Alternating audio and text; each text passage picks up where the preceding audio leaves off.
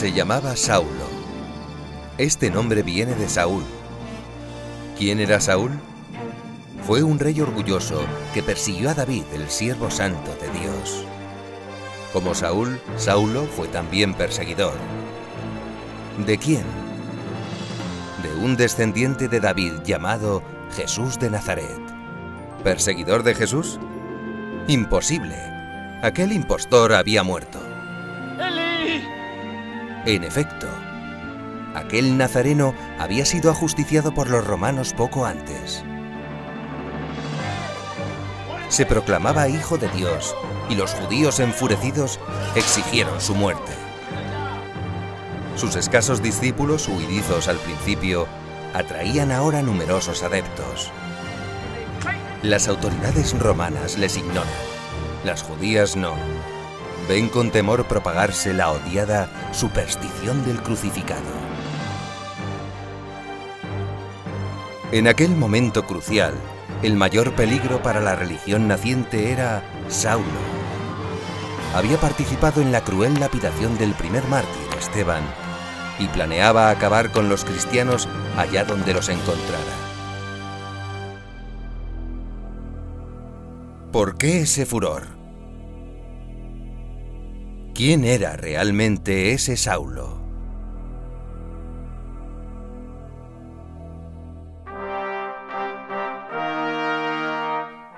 Había nacido hacia el año 8 en Tarso, capital de la región de Cilicia, en la actual Turquía.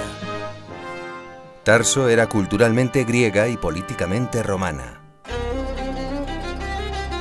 Bajo este arco, en el año 41 a.C., se encontraron por primera vez Marco Antonio y Cleopatra. Saulo era un judío de la diáspora, uno entre la multitud de los que habían abandonado Israel y vivían dispersos por aquel vasto imperio. Tengamos en cuenta que los judíos representaban cerca del 10% de todo el imperio romano. Hablamos de 70 millones y hablamos de unos 6 millones de judíos. Ya en la época de Esdras y Nehemías, cuando volvieron de Babilonia, se construyeron a lo largo del imperio, de toda la cuenca mediterránea, sendas sinagogas. Pablo era judío hasta la médula, pero hablaba griego, la lengua más culta de entonces. Gozaba de la ciudadanía romana, lo que le da derecho a circular libremente por todo el imperio. Conoce pues las tres principales culturas de su tiempo. Esta apertura le predisponía a una extraordinaria aventura universal. Este personaje viene de Tarso a Jerusalén a estudiar las letras, la Torá, la formación teológica de uno de los más grandes maestros fariseos de la historia, que viene de la estirpe de Hillel el Viejo, el anciano, y se llama Gamaliel. Pablo ha vivido allí en Jerusalén desde la adolescencia, ha estudiado con un gran maestro, Gamaliel, de un enorme prestigio, y naturalmente ha oído hablar de que un tal Jesús de Nazaret ha predicado determinadas cosas y que tiene sus seguidores. Saulo recibió pues una educación mucho mejor que los humildes pescadores que fueron los primeros apóstoles de Cristo. Pero estos tuvieron como maestro al mismo Jesús, recibiendo así una educación divina. Saulo no la tenía todavía, y por eso, como la casi totalidad de los fariseos de su época, no entendía bien las profecías acerca del Redentor. Proclamar un Mesías crucificado era un auténtico escándalo para muchos judíos. ¿Cómo podía el Mesías, que iba a traer paz y libertad al pueblo de Dios, cómo podía morir en el suplicio de una cruz romana? Pensaron incluso que eso era una blasfemia. Pero él había leído las Escrituras, se había formado, era judío celoso también en la práctica de la ley. Dice que pertenecía a la secta de los fariseos, y todo eso se puede considerar una preparación para lo que ocurrió en el camino de Damasco. Y tanta confianza tendrían en él las autoridades que le envían a Damasco para que aprese y lleve a la cárcel a aquellos que confesaban, que naturalmente eran judíos en su mayoría, que confiesan que Jesús es el Mesías. Iba a Damasco respirando muerte con cartas de los jefes judíos para prender a los cristianos. ¿Acabarían martirizados como Esteban? Eso parecía, pero... De repente, hacia mediodía, me envolvió un gran resplandor del cielo. Tan fulgurante era esa luz que cayó al suelo fulminado, ciego. La luz del mundo es lo primero que Dios hace y se proclame como tal. Yo soy la luz del mundo. Esa luz cegó a Pablo, lo cegó. ¿Y qué le cegó? Le cegó principalmente toda la suciedad de sus ojos. Le dejó ciego para dejar de ver lo que no tenía que ver. Eso no lo puedes volver a ver, y menos aún producir. Lo que vas a ver de ahora en más, Pablo, cuando yo te reitere tu vista, será un mundo que verás a través de mi luz. Una luz que tú tendrás que transmitir. ¿Qué luz era esa? ¿Qué es lo que vio? Uno se atreve a afirmar que fue el descubrimiento del amor de Dios, que se había manifestado de manera impresionante, inaudita, en la cruz de nuestro Señor Jesucristo. Pablo se rindió, indudablemente dio la vuelta, quedó completamente transformado en su existencia. Ciego, postrado en tierra, oyó del cielo una voz. Saulo, Saulo, ¿por qué me persigues?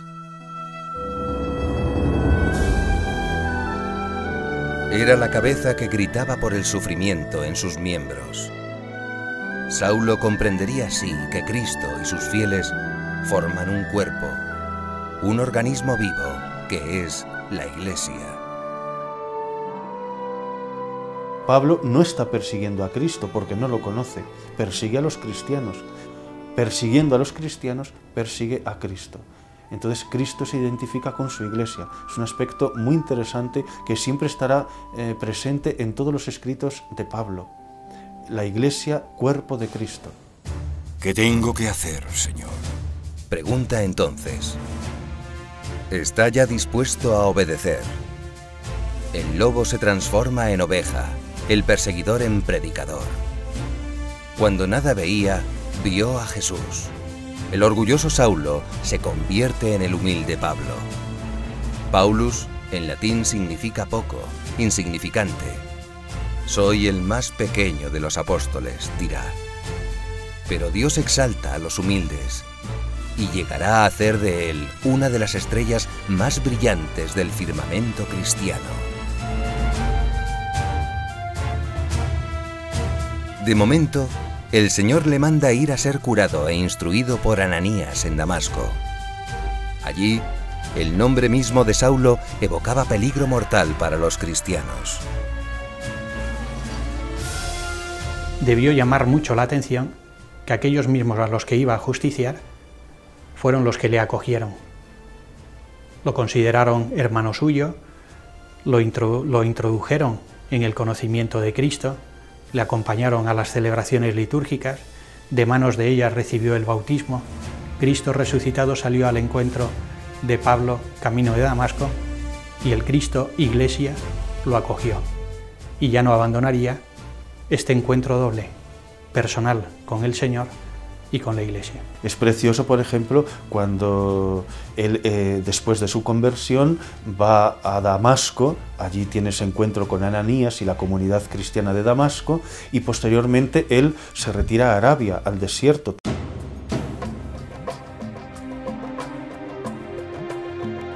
Se entrega a la oración y a la mortificación antes de iniciar su apostolado. Vuelto a Damasco, predica sin miedo. Suscita una oposición feroz. Prudentemente, para salvar su vida, se descuelga de noche por la muralla de la ciudad y huye. ¿Huir?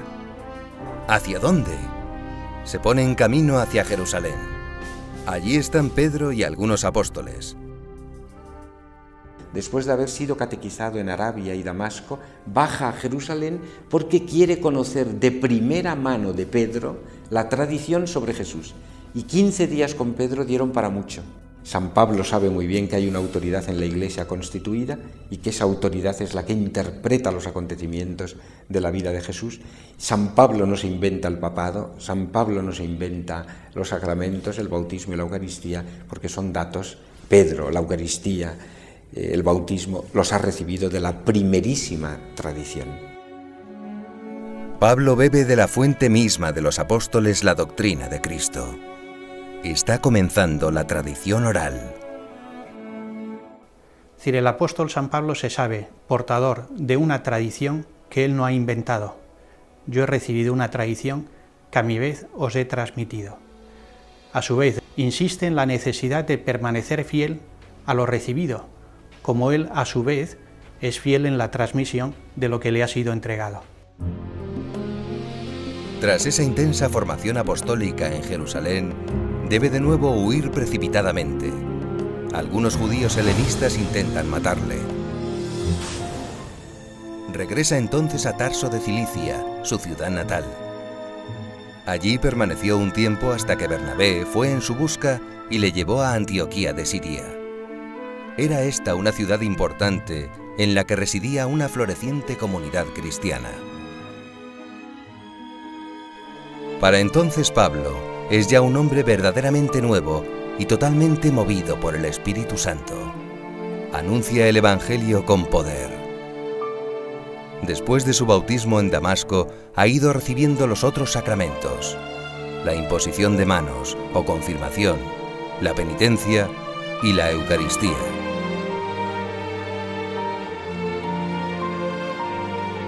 A partir de entonces, predica la importancia de la Eucaristía como constitutiva del ser de la Iglesia. ¿El pan que partimos no es acaso comunión con el Cristo?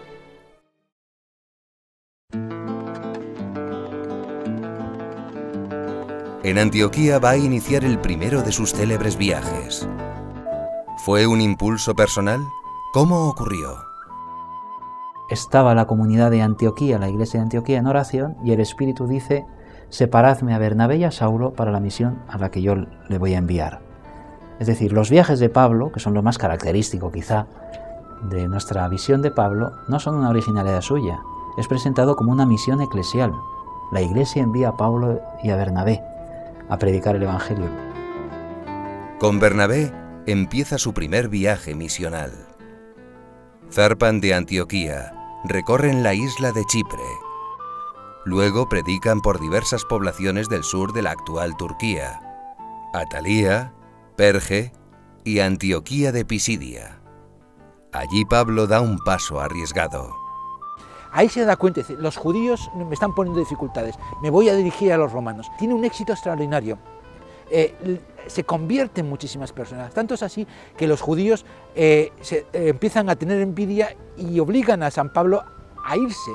Entonces San Pablo se va a Iconio, luego va a Listra, y en Listra empieza a predicar y tiene tanto éxito que los magistrados de la ciudad están a punto de sacrificarle un buey, le traen una vaca porque piensan que él es Hermes y Bernabé es Júpiter, y ahí tienen un éxito extraordinario entre los paganos. Y tienen que venir judíos de las proximidades para levantar a la gente. Entonces, el mismo sitio donde estaba, el mismo día, estaban dispuestos a ofrecerle un sacrificio, a los pocos lo apedrean y lo dejan casi muerto. Es llevado a un descampado hacia las afueras y prácticamente es tirado a un basurero y dejado allí medio muerto, creyendo que ya estaba muerto, ¿no? Pero sus discípulos, sus compañeros, ¿no?, le ayudan, le levantan, ¿no? Y entonces él insiste en seguir a las ciudades más próximas para continuar predicando el Evangelio, ¿no? Y es cuando dice esa frase tan bonita que viene en los Hechos de los Apóstoles: hay que pasar muchos padecimientos para entrar en el reino de los cielos.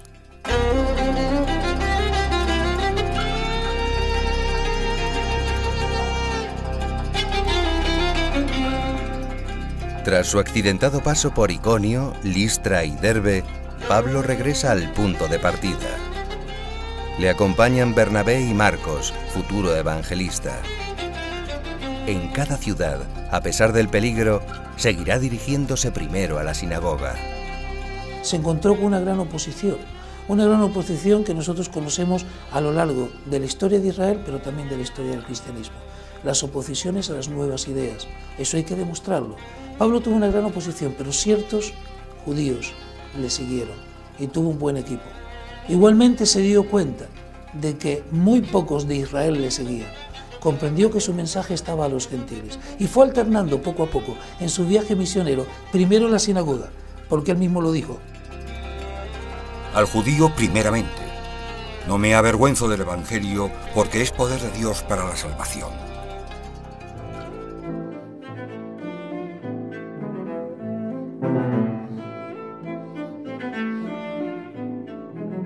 Tras esa primera gira apostólica de casi 3 años, regresa a Antioquía. Encuentra a los cristianos inmersos en una dura disputa acerca de la circuncisión. ¿Debían circuncidarse los paganos convertidos al cristianismo? Los cristianos de origen judío, los llamados judaizantes, lo exigen. Eso supone aceptar los ritos mosaicos, entrar en la vida y en la ley de Israel. Pablo se niega. Urge una decisión. De ella depende que la Iglesia naciente sea realmente universal. Se reúne pues en Jerusalén el llamado Concilio de los Apóstoles. Este define que no había que imponer a los paganos convertidos las normas del judaísmo. Lo único necesario era ser de Cristo y vivir con Cristo según sus palabras. Siendo de Cristo eran también de Abraham y de Dios.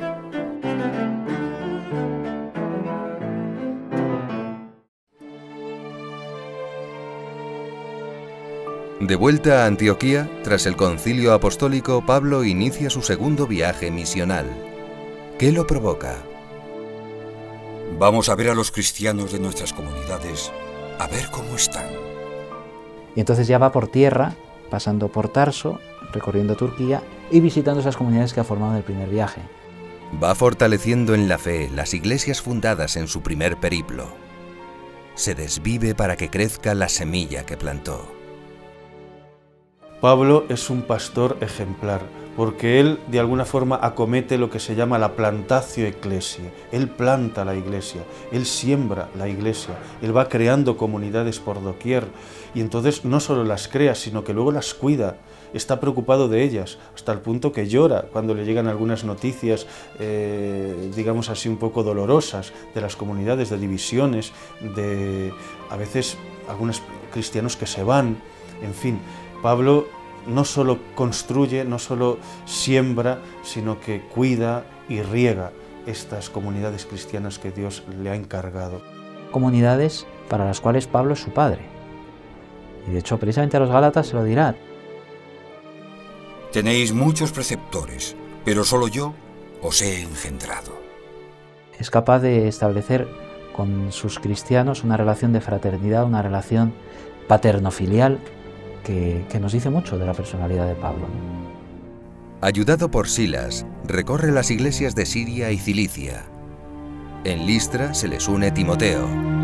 Luego pasan a Galacia y Frigia, fundando nuevos núcleos cristianos. Predica en las plazas, en los anfiteatros y en las sinagogas. Y mientras unos se hacen discípulos suyos, otros se amotinan, le maldicen y apedrean.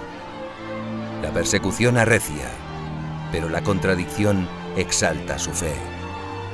Encuentra a Cristo en su debilidad. En un mundo en donde la debilidad es sinónimo de pérdida, sinónimo de cobardía, sinónimo de falta de seducción, Pablo comprende que en la realidad del reino de los cielos, en mi debilidad me fortalezco. Es decir, en la medida de que yo voy debilitándome en términos humanos, cada vez más me voy fortaleciendo en términos espirituales. Mientras que él va ganando humildad, su fortaleza crece. Mientras él va ganando paciencia, su fortaleza crece. Mientras él va ganando amor, su fortaleza crece. Con esa fortaleza, el tenaz misionero sigue predicando hasta el extremo occidental de Asia Menor y llega a Tróade. Allí una visión sobrenatural hace cambiar drásticamente sus planes. Ha sonado la hora elegida por Dios. El Evangelio va a hacer su entrada en Europa. Cuando hablamos de las misiones, en una parte Pablo se podría haber tentado de ir a donde sinceramente les sea más cómodo. Sin embargo, les fue prohibido por el Espíritu Santo hablar la palabra en Asia. Y cuando llegaron a Misia intentaron ir a Bitania, pero el Espíritu no se los permitió y pasando junto a Misia descendieron a Troas. Es decir, estaban esperando una señal que les diga dónde ir. Y la señal viene cuando se le muestra en una visión de noche un varón macedonio que estaba en pie rogándole y diciendo: pasa a Macedonia y ayúdanos. Cuando vio la visión comprendió cuál era su dirección. Atraviesa el mar y llega a Filipos, al norte de la actual Grecia. San Lucas cuenta que cuando el Evangelio hizo su entrada en Europa, la primera en bautizarse fue una mujer llamada Lidia, en Filipos. San Pablo, como Jesús, contrariamente a las costumbres de la época, dialoga con las mujeres. Ellas serán un factor fundamental en la propagación del cristianismo. En Filipos será azotado y enviado nuevamente a un calabozo. ¿Cuál fue su delito? Este judío alborota al pueblo y propaga costumbres que no podemos aceptar los romanos. ¿Qué costumbres son esas? Pablo en la carta a los romanos nos dibuja una situación del Imperio Romano del siglo I francamente digna de compasión. Dice: los hombres no han sabido reconocer a Dios aun pudiéndolo hacer por las obras de la creación. Y entonces resulta que en vez de adorar al Dios verdadero se han creado diosecillos, se han creado ídolos. La idolatría provocó una situación tal del hombre que Dios lo entregó a sus apetitos desordenados, ¿no? De manera que de la idolatría, dice Pablo, se pasa a la homosexualidad generalizada. Y insiste en esta cuestión. Habla tanto de la homosexualidad masculina como de la homosexualidad femenina. Es la única vez en la Biblia que se habla de la homosexualidad femenina, concretamente, ¿no? Los hombres ardieron en deseos, entre ellos las mujeres también, pervirtiendo, por así decirlo, el uso natural. De ahí, dice Pablo, se derivan todos los demás vicios, todos los demás pecados, ¿no? De manera que nos dibuja una sociedad realmente necesitada de redención. Por lo tanto, no tan diferente de la nuestra. La predicación de la virtud de la pureza, la castidad y la fidelidad en el matrimonio choca en el mundo pagano. También resultaba escandalosa la recomendación paulina del celibato. Desde muy temprano, desde las epístolas de Pablo, en la primera a los Corintios 1:7, cuando Pablo dice que es mejor permanecer célibe que casarse, vemos una corriente en la primitiva cristiandad que valora el celibato y la continencia sexual, la castidad sexual, por encima del matrimonio. Un ejemplo que adquirió aire de leyenda es el de Santa Tecla. Era una rica joven llamada Tecla que estaba a punto de casarse cuando oyó a Pablo predicando y entendió que eso significaba que no debía casarse, que debía permanecer célibe. Y causó un tremendo disgusto a su familia, a su madre, al novio con el que se suponía iba a casarse. Y la leyenda dice que fue condenada a muerte, pero salvada milagrosamente en 2 ocasiones. El celibato apostólico era solo una vocación para una minoría, pero la integridad moral era para todos. El aspecto por el que son reconocidos públicamente los cristianos es por su integridad moral, que evidentemente despierta las envidias de sus contemporáneos paganos, que no eran capaces de llevar adelante una vida honrada y limpia. La fe de Pablo es exigente. Creer en Cristo supone hacer su voluntad. Vivir con Cristo, identificarse con Él, ser otro Cristo. Eso supone sacrificio, algo muy unido a la liturgia, al culto. Toda la vida es una liturgia, toda la vida es culto, toda la vida es un sacrificio, toda la vida es una ofrenda a Dios. Y esto es lo que él llama el culto espiritual, es decir, algo que tenemos que tener en cuenta todos los cristianos. Mi vida, desde la mañana hasta la noche, todos los días y todos los días de mi vida, es una ofrenda a Dios, una entrega a Dios, un morir por Cristo. La religión que predica Pablo integra magistralmente liturgia y teología. Encontramos ya esto en Pablo, que es un teólogo y filósofo. Cuando él habla de los ritos cristianos, como la Cena del Señor y el bautismo, él los teologiza, les da una fuerte significación teológica. El bautismo es morir con Cristo. La Cena del Señor es identificarse con la muerte de Cristo. No es solo un rito, tiene un significado, y un significado que te lleva al corazón de la teología cristiana.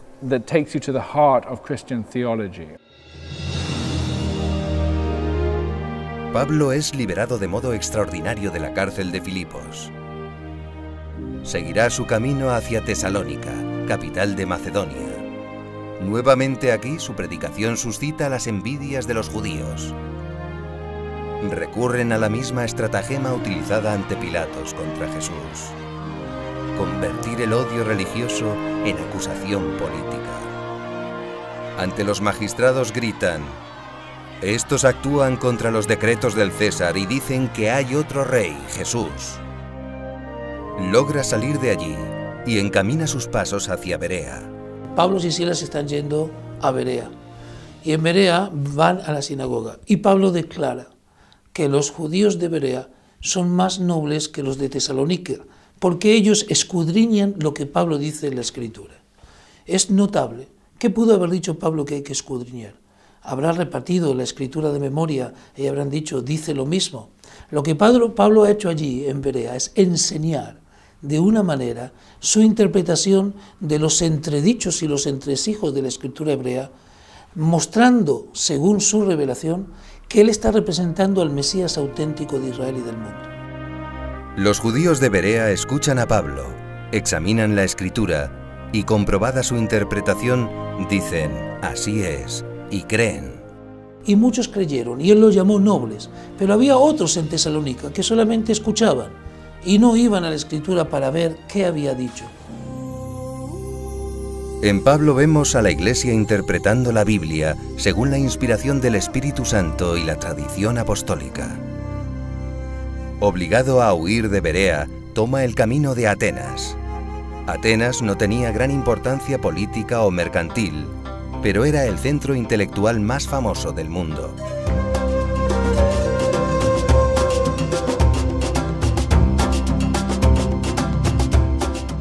Paseando por sus monumentos, Pablo quedó conmovido por el culto idolátrico que allí se vivía.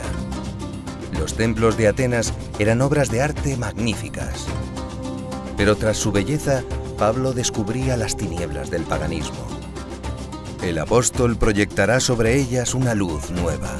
Él va a encontrarse, sobre todo en el segundo viaje, ya directamente encaminado a los paganos, con la gran filosofía y sabiduría griega. En esta época estamos en la época del epicureísmo, del estoicismo, y entonces él, ya en Atenas, recordemos aquel famoso discurso del Areópago, va a tener que dialogar con la sabiduría griega. Y lo hizo así. Pablo, puesto en pie en medio del Areópago, dijo: Varones atenienses, en todo observo que sois muy religiosos, porque pasando y mirando vuestros santuarios, hallé también un altar con esta inscripción: al Dios desconocido, al que vosotros adoráis sin conocerle, es a quien yo os anuncio.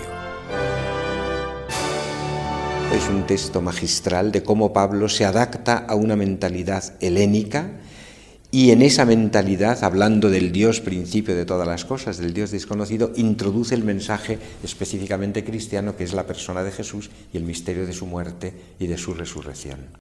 Así, al mencionar la resurrección de los muertos, unos se burlaban y otros decían: ya te oiremos acerca de esto otra vez.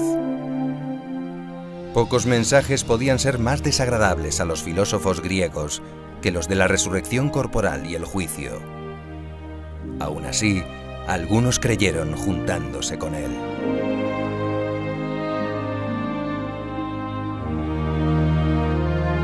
En la apasionante vida del apóstol hay algunos episodios decisivos. Uno fue la predicación en Atenas, aquel darse cuenta de que el misterio de la cruz de Cristo, por mucho que se intentara traducirlo de manera que la gente lo entendiera, aquellos curiosos atenienses, seguía siendo un misterio, un escándalo para unos, una locura para otros, pero para el creyente, el que acogía ese anuncio por la gracia de Dios, era la sabiduría de Dios, era la fuerza de Dios. Yo creo que Pablo a partir de entonces centró más su predicación en el aspecto de la cruz del crucificado resucitado. ¿Iba a predicar ese mensaje sublime en ciudades famosas por sus malas costumbres? ¿También en Corinto?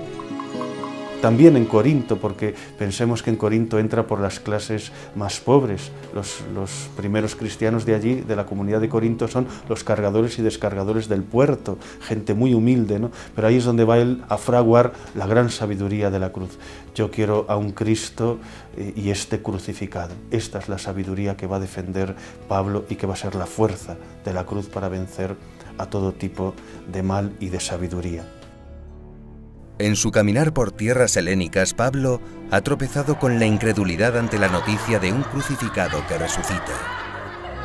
Hará pues hincapié en el testimonio reciente de quienes, como los apóstoles, le vieron y conversaron con él después de su muerte. Cuando se habla de la resurrección de Cristo, el texto dice que Cristo se apareció a Pedro y se apareció a los 12.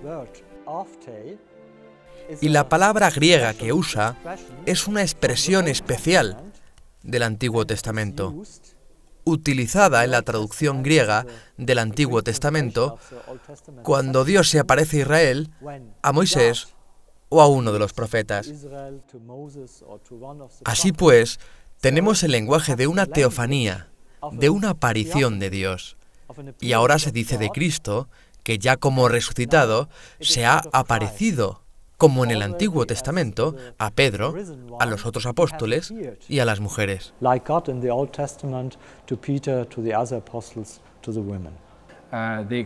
experiencia de la resurrección demostró desde los principios cristianos que Dios había exaltado a Jesús sobre los cielos y le había dado el nombre de Kyrios, el nombre de Señor, que está sobre todo otro nombre.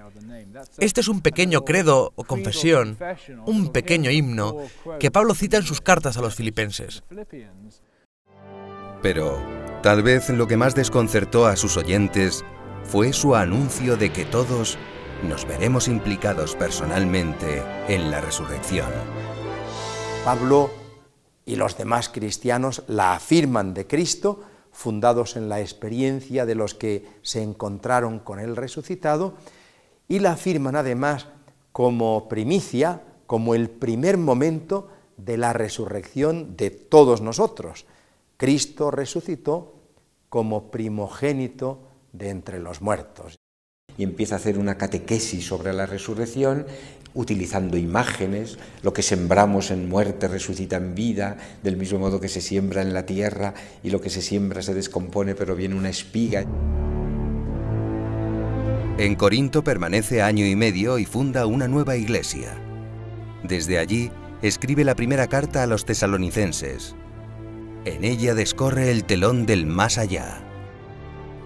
No queremos, hermanos, que ignoréis lo que se refiere a los que ya han muerto, para que no estéis tristes como esos otros que no tienen esperanza. Porque si creemos que Jesús murió y resucitó, de la misma manera, Dios, por medio de Jesús, reunirá con él a los que murieron. En esta carta tenemos lo que se podría decir la primera definición del cielo. Después de exhortarles a la vigilancia, el apóstol les dice estaremos siempre con el Señor. Este es el deseo que mueve todo el actuar, todo el pensar del apóstol San Pablo. Regresa después a Antioquía pasando por Éfeso. En barco alcanza Cesarea Marítima en Palestina y sube a Jerusalén a saludar a la iglesia. Desde allí regresa a Antioquía. Sería el año 53. Desde Antioquía inicia su tercer viaje misional. El apóstol se encamina seguramente por tierra a Éfeso, la gran metrópoli comercial y cultural de Asia Menor, nudo de comunicaciones entre Oriente y Occidente. Allí Pablo es solo uno entre miles de visitantes. La mayoría acude para comprar o vender productos. Muchos se detienen a honrar a la diosa Artemisa.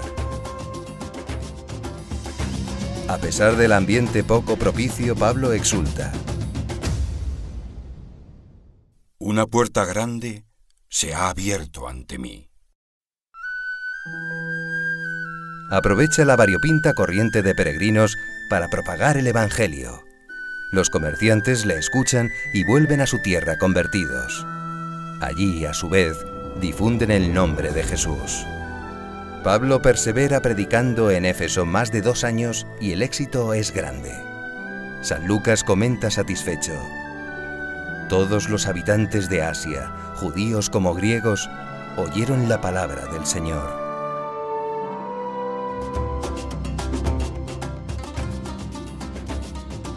No fue una labor fácil. La superstición y las artes mágicas proliferaban en la capital de Asia Menor. Tanto que los libros de magia eran conocidos como libros efesios. Para liberarles de la superstición, Pablo realizará numerosos milagros en nombre de Jesucristo. Él es el único Dios con poder verdadero.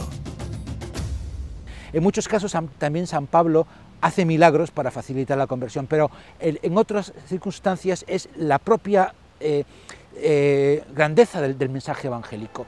En un mundo donde la persona estaba vacía, sola, desarmada, donde la religión no satisfacía en absoluto, el dar esperanza, el dar amor, el generar una comunidad, eso llena y hace que no solamente convenza, sino que se sea capaz de dar la vida por esa doctrina nueva. La atracción, el magnetismo de Pablo, no solo fluyen de su elocuencia, de su mensaje o de sus milagros.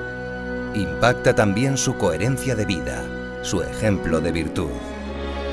Creo que esto es de gran importancia, porque cuando hablamos del apóstol San Pablo no solo hablamos de una enseñanza, las enseñanzas se pueden contener en los escritos, sino hablamos de personas que primero han hecho vida, lo que después han comunicado en forma de enseñanza. Ha enseñado que ante Dios no hay diferencia entre judíos o griegos, hombres o mujeres, esclavos o libres, y practica lo que dice. Fijaos, por ejemplo, cuando escribe a Filemón y le habla de Onésimo, este esclavo que ha conocido en la cárcel, y le manda a su amo rico para que no solo le acoja como un cristiano y como uno igual que a él, sino que le libere. Podríamos decir, en una terminología que entendiéramos más nosotros, todos los bautizados tenemos la misma dignidad. Ese tipo de afirmaciones de Pablo son las que luego harán posible una civilización como la europea. Se tardará siglos todavía en abolir la esclavitud. Pero, desde luego, esa afirmación de Pablo es una semilla que con el tiempo, sin que Pablo lo busque directamente, porque Pablo no es un revolucionario desde el punto de vista social, es todo lo contrario, lo que busca es que las personas conozcan a Cristo, y precisamente para eso se hace todo a todos. Esa igualdad ante Dios choca en una civilización donde la esclavitud era políticamente correcta. Pablo vuela por encima de su época. Está ya anunciando una nueva era, la del mandato nuevo del Señor. Amaos los unos a los otros como yo os he amado. Eso va a desarmar las cadenas de este mundo, las cadenas de la esclavitud, la cadena de las cadenas del mal, las cadenas del racismo, las cadenas de la explotación del hombre por el hombre. Y estamos hablando de un imperio romano que parecía que no iba a caer, y el imperio romano cayó. Pero la fe y la esperanza y el amor perduraron hasta hoy y seguirán perdurando. Y ahí viene el famoso himno de la caridad, que es un texto extraordinario donde dice San Pablo: aunque conociera todas las lenguas, aunque entregara mi cuerpo a las llamas, aunque fuera el más sabio de los hombres y no tengo caridad, no soy nada. Y va definiendo la caridad es afable, es magnánima, es humilde, es servicial, etc. Es una maravilla. Y termina la fe. Tenemos la fe, la esperanza y la caridad. La fe y la esperanza pasarán, la caridad no pasa nunca. En el fondo, porque la caridad es Dios mismo que ha sido derramado en nuestros corazones. Este anfiteatro de Éfeso, capaz para 25.000 espectadores, fue escenario de la célebre revuelta de los plateros. Vendían estatuillas de Artemisa, la diana de los latinos. Su templo, hoy desaparecido, era una de las 7 maravillas del mundo antiguo. A esa diosa se le atribuía la fecundidad y su culto solía acompañarse de orgías. Pablo fulmina la idolatría y eso amenaza con arruinar su lucrativo comercio. Se amotinan pues al grito de «Grande es la diana de los efesios». Pablo hubo de huir, pero la diosa había perdido la batalla. La mayoría de los efesios se convertiría al dios de los cristianos. Pablo huyó hacia el norte. Después de atravesar Macedonia, descendió de nuevo a Grecia, probablemente a Corinto. Desde allí escribió la célebre epístola a los romanos. La carta a los romanos es el gran escrito de Pablo, considerado por la Iglesia como la carta magna del apóstol de las gentes, en el que trata los grandes temas que preocupaban a los cristianos de la primera comunidad de la Iglesia, donde Pablo explica a todos los cristianos de todas las épocas que la vida cristiana es un culto racional, es un culto espiritual. Es ahí donde nos dice que tenemos que hacer de nuestra propia vida un sacrificio vivo, agradable a Dios. De Corinto quiere ir a Jerusalén, pero avisado de una conjura judía, vuelve sobre sus pasos, atraviesa de nuevo Macedonia y en Filipo toma un barco hasta Tróade. Después, pasando por las islas de Mitilene, Quíos y Samos, llega a Mileto. Aquí pronunció un emotivo discurso a los ancianos de la Iglesia. Lloran al oír que no volverán a ver su rostro. El Espíritu le había advertido los peligros que le esperaban en Jerusalén. De Mileto zarpa hacia Cos, Rodas, Pátara, Chipre, Tiro y Cesarea. Allí el profeta Ágabo le advierte: en Jerusalén serás atado de pies y manos. Sus amigos intentan persuadirle: no vayas. Pablo les replica: ¿qué hacéis llorando y afligiendo mi corazón? Yo estoy dispuesto no solo a ser atado, sino a morir en Jerusalén por el nombre del Señor Jesús. Jesús había dicho que el discípulo no es mayor que el maestro y que si él había sido perseguido, también lo serían sus seguidores. Y él recibe la revelación que este seguimiento lo llevará a que se cumpla la Escritura. En mi nombre serán perseguidos. En mi nombre os vituperarán en muchos lugares. Os echarán de los concilios. En mi nombre podéis perder también la vida, pero el que se afane en guardar la vida, dice el Señor, la perderá. Es Pablo que entonces sigue adelante y desecha la posibilidad de guardar su vida. En ese contexto San Pablo habla de las persecuciones, de los naufragios. Es un texto muy bonito porque dice: ¿son ministros de Cristo? Voy a decir una locura. Yo, mucho más que ellos. Más en trabajos, más en prisiones, en palizas, inmensamente más. En peligros de muerte, muchas veces. 5 veces recibí de los judíos los 39 latigazos. 3 veces fui azotado con varas, 1 vez apedreado. Naufragué 3 veces. He pasado en los abismos del mar un día y una noche. Esto es orgullo. Algunos dicen que orgulloso es, cómo presume. No. Es simplemente defensa de su apostolado y afirmar de alguna manera que entre Jesús y él hay una continuidad y que si Jesús sufrió y padeció por la Iglesia, él como apóstol de Cristo sufre y padece por la Iglesia. En torno al año 58, Pablo alcanza al fin Jerusalén. ¿Se van a cumplir las predicciones? Es bien recibido por los hermanos, pero muchos judíos del Asia Menor han acudido a las fiestas y le reconocen en el templo. Le acusan de profanarlo y agitan a toda la ciudad. Intentan matarlo, pero la guardia romana se interpone. Le llevan ante el procurador en Cesarea Marítima. Allí habla valientemente de Cristo ante el procurador y ante el rey. Impactado, el rey Agripa ironiza: un poco más y me convences de que me haga cristiano. Y Agripa se da cuenta de que este hombre, Pablo, pues tampoco es una persona peligrosa. Pero Pablo aprovecha para predicar a Cristo. Y yo creo que esto para nosotros, para una cultura moderna como es la nuestra, que a veces los cristianos estamos un poco acomplejados, pues es un paradigma de lo que tiene que hacer todo cristiano: hablar de Cristo a tiempo y a destiempo, como dirá San Pablo, en momentos fáciles y en momentos difíciles, si es que creemos realmente que Cristo es la verdad revelada, ¿no? Los romanos parecen indulgentes, pero sus perseguidores judíos le prefieren muerto y piden juzgarle en Jerusalén. Pablo, para salvarse, recurre a su ciudadanía romana. Apela al tribunal del César. El pretorio, el tribunal, la cárcel, son para el apóstol tribunas tan buenas para hablar de Cristo como el templo o el Areópago. ¿No es arriesgado? Sí, pero para él callar sería una cobardía, una traición. Su apelación es aceptada. Es enviado pues de Cesarea a Roma. La nave está al mando de un centurión llamado Julio, que le trata con humanidad.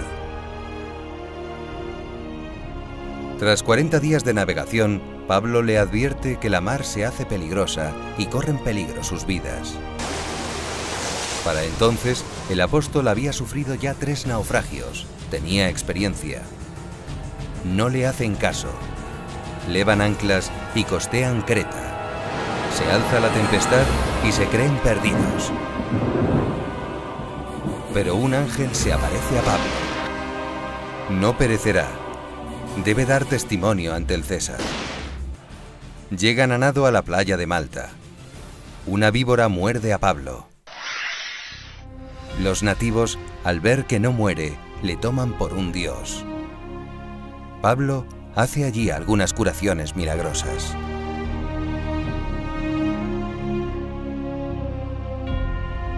Al final de este accidentado viaje llega a la capital del imperio. Allí goza de libertad vigilada.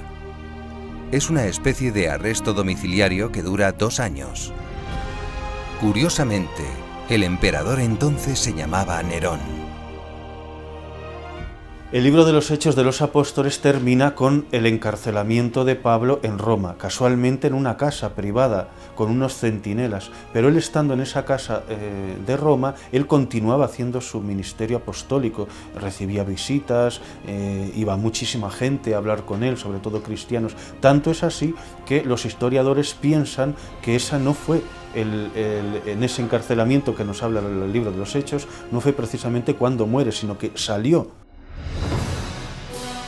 ¿Salió a dónde? ¿A España? Ese era al menos su deseo.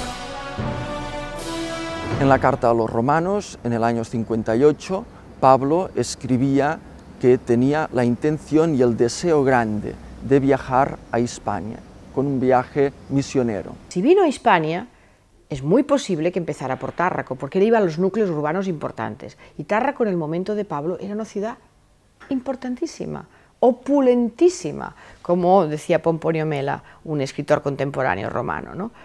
Los expertos lanzan pues esta hipótesis que Pablo vino a España y en concreto a Tarragona exiliado. Este motivo del exilio condicionó probablemente el éxito de la misión de San Pablo en Tarragona. ¿Qué ocurrió realmente? Los expertos discrepan. Unos aceptan el viaje a España, seguido de un nuevo periplo, un nuevo arresto y una segunda cautividad en Roma, que culmina en su martirio. lo avalan diversas tradiciones. Otros sostienen que la biografía de Pablo termina donde la deja San Lucas en los Hechos. En cualquier caso, la tradición afirma que sufrió 9 meses de prisión en la cárcel Mamertina en Roma. Todavía se puede visitar. Uno visita esta cárcel y queda impresionado por la penuria, es decir, por las condiciones espantosas en las que vivían los presos, con agua hasta media cintura.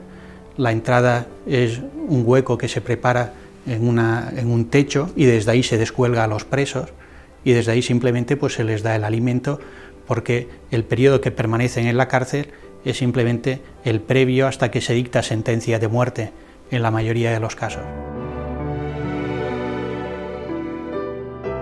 Viendo esta cárcel, sorprende aún más el ánimo del apóstol San Pablo, que no solo vive esto con la fortaleza que le da saberse acompañado por Cristo, sino que además anima a otros. Ya comprendía que moriría mártir por Cristo, pero yo creo que él lo vive con una alegría, con una libertad interior, con un gozo que termina diciendo que para mí la vida es Cristo y una ganancia el morir. Tal vez Pablo, el gran mensajero de la cruz, quiso morir crucificado. No se le concedió. Ese patíbulo era una infamia para un ciudadano romano, y él lo era. La espada era más honorable para Roma. Lo decapitaron.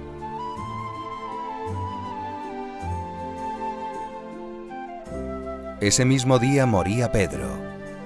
Él sí consiguió su deseo. Ser crucificado, pero cabeza abajo.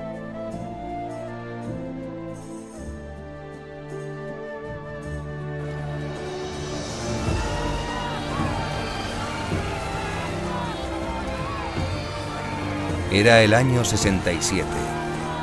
Esta vez, Nerón se había interesado por los cristianos para hacerles pagar el incendio de Roma, probablemente instigado por él.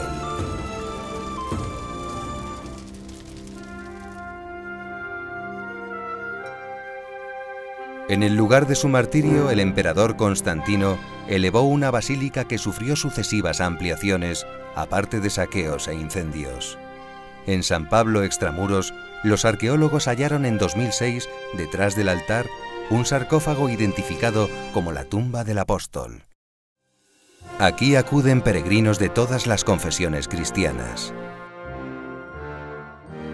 Pero, ¿qué diría San Pablo si volviera hoy y viera esta división entre católicos, protestantes y ortodoxos?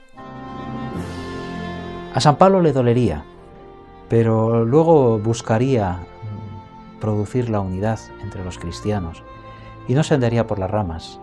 No, invitaría a todos a volver a Cristo y particularmente a volver a la Eucaristía, porque ciertamente es ahí donde está el origen de la Iglesia, y a vivir el bautismo, ese bautismo que es común a todos los cristianos y que nos hace a todos miembros de la Iglesia, aunque luego la comunión no sea plena o sea más o menos imperfecta.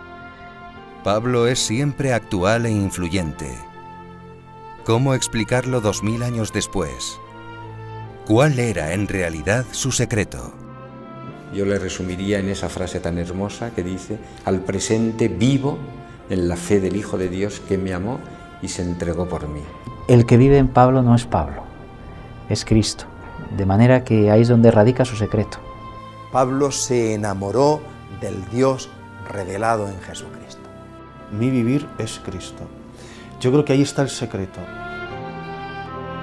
Un secreto que Él quiso revelarnos a todos. Vivir en Cristo. Ese fue el sentido de su vida. Nada más, hermanos. Vivid alegres, buscad la perfección, animaos unos a otros, vivid en armonía y en paz, y el Dios del amor y de la paz estará con vosotros.